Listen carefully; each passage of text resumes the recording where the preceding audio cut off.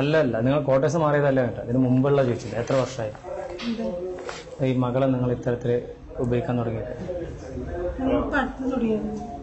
പക്ഷേ 40ഓളം തവണ പീഡിപ്പിക്കപ്പെട്ടു എന്നാണ് കുട്ടി മൊഴി നൽകിയത്. പലയിടത്തായി തന്നെ കൊണ്ടുപോയെന്നും നിരവധി പേർ ലൈംഗികമായി ഉപയോഗിച്ചെന്നും കുട്ടി പറഞ്ഞിട്ടുണ്ട്. 3000 രൂപ വീതം തനിക്ക് കിട്ടിയെന്ന് മാതാവ് സമ്മതിക്കുന്നു. എത്ര രൂപ തരില്ല? എത്ര? 3000. പിന്നെ മാക്സിമം എത്ര കിട്ടിയുള്ള? എത്ര കിട്ടിയുള്ള മാക്സിമം പൈസ? എത്ര കിട്ടിയുള്ള?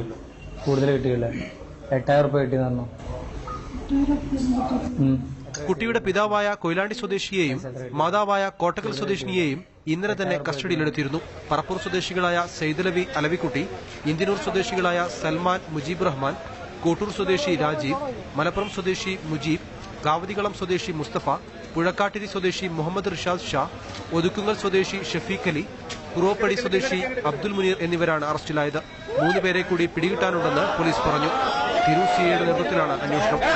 മാതൃഭൂമി ന്യൂസ്, മലപ്പുറം.